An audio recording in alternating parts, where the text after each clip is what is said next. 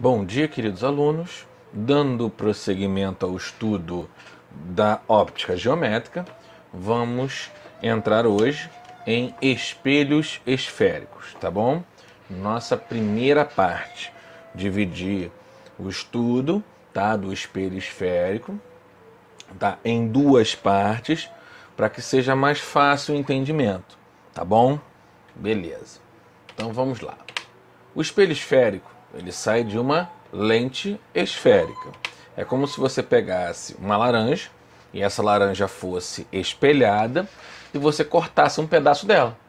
E aí você vai ter uma calota esférica, tá?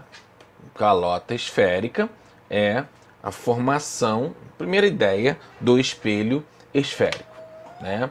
E aí eu vou ter nessa calota esférica uma face que vai ser côncava, dentro da concavidade, tá? E uma face que vai ser convexa, a parte de fora. Observa aqui, ó, parte de fora. E a parte de dentro é a parte côncava. E a parte de fora é a parte convexa, né? Se você pegar a sua mão e fazer tipo uma concha com a mão, você vai ter a parte de fora da sua mão, a parte convexa, e a parte de dentro, a parte côncava, certo? Então vamos lá. Nessa calota esférica, né, nós vamos ter alguns elementos agora iniciais. Vamos ver outros mais à frente. Mas inicialmente eu vou ter, passando por essa calota esférica, um eixo principal, que é uma reta, certo? Eu teria aqui, ó, que seria no centro da esfera, no centro da circunferência, para ficar mais fácil para vocês, tá? No centro dessa esfera aí é o centro de curvatura, e aqui, ó, onde toca o vértice com o eixo principal, ó, onde está o apontado aqui, onde eu estou apontando aqui, nós temos o vértice, é onde vai tocar a esfera, né? A superfície da esfera com o eixo principal, tá bom? Então aqui, ó, temos aqui o raio, que esse raio é o raio de curvatura e o ângulo de abertura, tá? Então vamos lá. Tá todos aqui os elementos. C, centro de curvatura. V, vértice, que é o polo da calota esférica. R, raio de curvatura, que é a distância até, ó, né, onde foi cortado a esfera, né? Também aqui dentro você também pode calcular, tá? Não tem problema. E ângulo de abertura, é o ângulo, né, de abertura do centro até as pontas dessa calota esférica, tá bom? Beleza. Nós temos no espelho esférico dois tipos de espelho: o espelho côncavo e o espelho convexo, tá? Como é que eu vou diferenciar os dois? É bem simples, bem fácil. O espelho, né, eu vou ver sempre do lado onde está o lado espelhado, onde reflete a luz, onde tem a imagem, a formação da imagem, a reflexão da luz.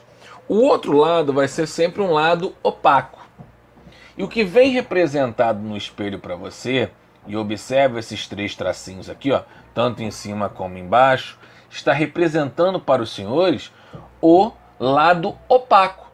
Então, do outro lado, né, onde está incidindo a luz, é o espelho côncavo, é o lado espelhado. Então, nesse caso aqui, ó, observe que a parte espelhada está dentro da concavidade, certo? Então isso nós chamamos de espelho côncavo. Já se o lado espelhado estiver do lado de fora, né, e a parte da concavidade for opaca, então nós temos um espelho convexo. Observe que a parte espelhada está do lado de fora do espelho, certo? Na parte convexa do espelho, tá bom? E aí eu botei aqui dois exemplos para vocês.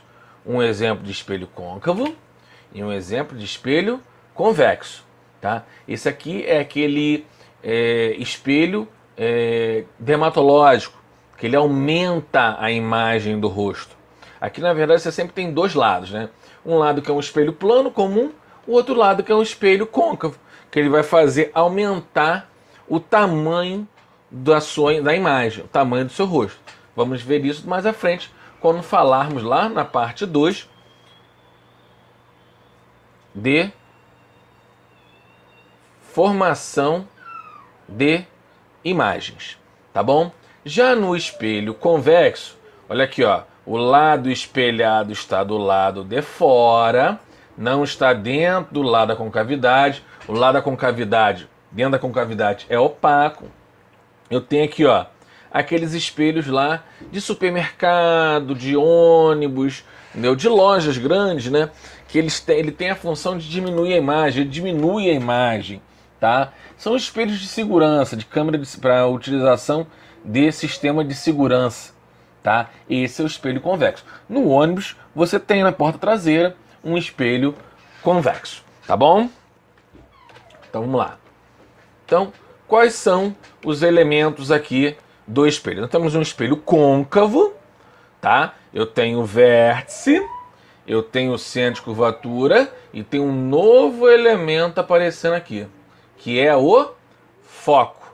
O foco, ele sempre vai ficar no meio, certinho, entre o centro de curvatura e o vértice, tá? Ele é sempre a metade do raio. Naturalmente, do centro de curvatura até o vértice é o tamanho do raio, tá? O foco fica sempre na metade, então ele é sempre metade do raio, tá? Então vamos aqui fazer um exemplo aqui, ó. Eu tenho um raio, tá? Ele incide de forma paralela ao eixo principal, tá?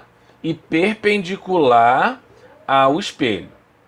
Esférico, côncavo. Observe que a parte espelhada está dentro da concavidade dele.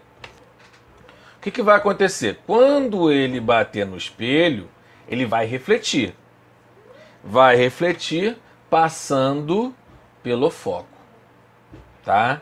A mesma coisa acontece lá. Se eu fizer de novo, bate, reflete pelo foco. Olha lá, embaixo também, ó, reflete pelo foco, certo? Seja ele, esse aqui não é um espelho côncavo, seja ele o espelho convexo, a mesma coisa, só que tem um porém. Ó, vem todos eles, ó, paralelo ao eixo principal e vão refletir. Só que observe bem, a reflexão, ele não passa pelo espelho. Então, a reflexão, a direção vai ser uma projeção, observe o tracejadinho, né? Uma projeção até o foco. Então, a direção dele ficaria na direção do foco. Claro que ele não passa porque ele não vai atravessar o espelho, tá? Isso é um raio notável, mas vamos ver todos eles, né, devagarzinho. Então vamos lá. Raio notável. Todo raio de luz que incide paralelamente ao eixo principal reflete numa direção que passa pelo foco. É o exemplo que nós tínhamos visto agora há pouco. Então, ó, todo centro de curvatura, foco e vértice. Raio paralelo, ele vai passar para onde? Pelo foco. Ó, paralelo, foco, tá? Tanto no côncavo, a mesma coisa acontece no convexo, ó. Paralelo, a projeção passa pelo foco. Paralelo, a projeção passa pelo foco. Observe que ele bate e reflete, ó. Essa é a reflexão. Mas olha a direção, ó. É na mesma direção como se passasse pelo foco, tá? Então vamos lá. Todo raio de luz que incide numa direção que passa pelo foco reflete-se paralelamente ao eixo principal. Observa que isso aí é o princípio da reversibilidade dos raios luminosos. Que princípio é esse? O mesmo caminho que o raio vai, ele volta. Então, se ele vai paralelo e passa pelo foco, se ele for pelo foco, ele vai voltar como? Ele vai voltar de forma paralela. vai pelo foco e volta paralelo. Vai pelo foco e volta paralelo. E esse aqui, o espelho côncavo, tá? Vamos ao espelho convexo, mesma história. Lembrando que é apenas a projeção, ó. Vai pelo foco e ele vai refletir, ó, de forma paralela. Vai pelo foco, reflete de forma paralela, certo? Né? O próximo raio notável, toda raio de luz que incide numa direção que passa pelo centro de curvatura, reflete por si mesmo. É bem simples, tá? Se o raio ele vai pelo centro de curvatura, ele vai incidir e vai voltar por ele mesmo. Olha lá o azulzinho, ó. Ele vai, que foi o vermelho, nós vimos antes, e vai voltar por ele mesmo, tá? Só os que passam pelo centro de curvatura, tá bom?